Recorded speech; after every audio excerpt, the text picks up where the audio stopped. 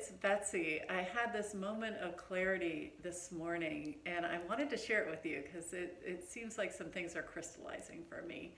I was thinking after talking to a dear loved one last night, we were talking about this time of quarantine, and we've got another month of it, it's looking like now. And just we were talking about how easy it is to get to get distracted, and how easy it is to move from one distraction to the next, to the next, to the next, and yet at the end of the day, not feeling fulfilled at all, but sort of feeling like we've just been pulled in all these different directions. And it just makes so much sense to me that we would be using these distractions at this time because we're in a time of unrest and it's uncomfortable.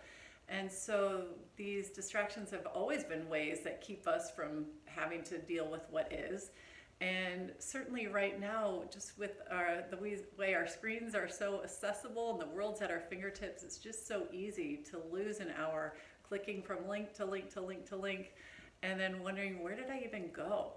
And then, of course, we've always used distraction through our addictions to whatever it is, to shopping or working too much or alcohol or whatever. But all these ways are really simply ways that keep us from being with the discomfort. And there is discomfort right now. There is a lot of discomfort, and it's hard to know what's next. And it's hard to have all of our habits and patterns broken, and this is a time of challenge, and I don't want to minimize that at all. It is, but it is also this real opportunity. And I was very much struck by some words that my teacher Amy Agape used last week around speaking of this as a time of deepening. And that really struck me and resonated with me, that here is this very unprecedented time that we have of coming inward. And with that comes this opportunity to deepen our connection to ourself, to deepen our understanding of ourself, to look at what are all these ways that we might not be in alignment, ways that we're lugging all these things along from the past, and what are those ways that we're holding on to things that aren't serving us. And so it provides us with this really great opportunity to delve deeper into ourselves and our own behavior. And then if you're living with others in quarantine, yeah, it's also an opportunity there to deepen our relationships. And so even if that comes with confrontation and struggle, often that's how deepening happens. Or I might even say that is how most growth happens, is through struggle. And so it would make sense that we be going through challenges in our relationships, and that we can also see that as an opportunity to move deeper, to move into a place of deeper understanding of one another.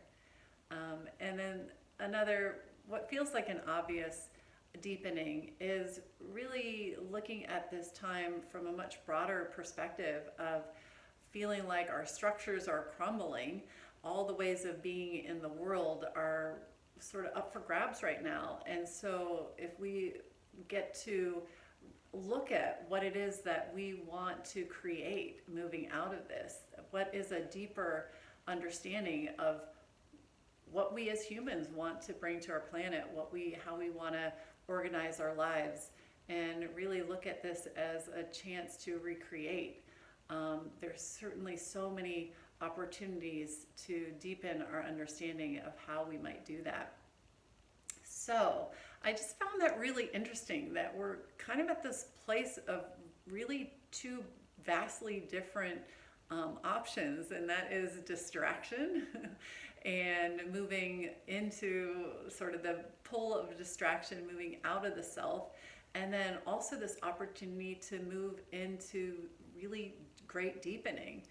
And so how do you choose the deepening when the distraction is just so easy? It's such a lull, it's such a pull.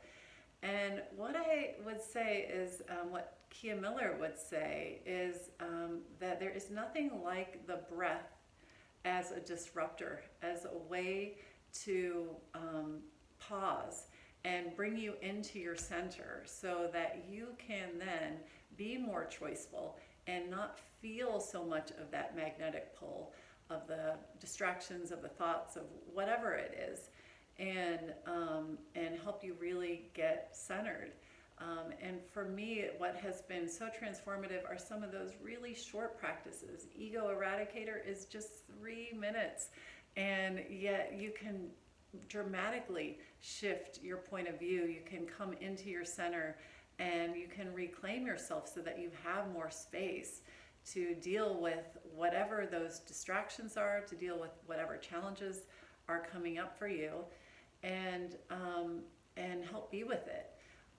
And of course, any yoga or movement practices that bring us into our body and help ground us are so important at this time.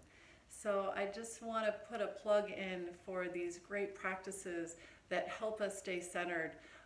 We know that, we've experienced that, but one more reason to really look at those is because they can help us have more space around the pull of distraction. So I wanted to put that out there while it was fresh in my mind. Thanks for listening. Namaste.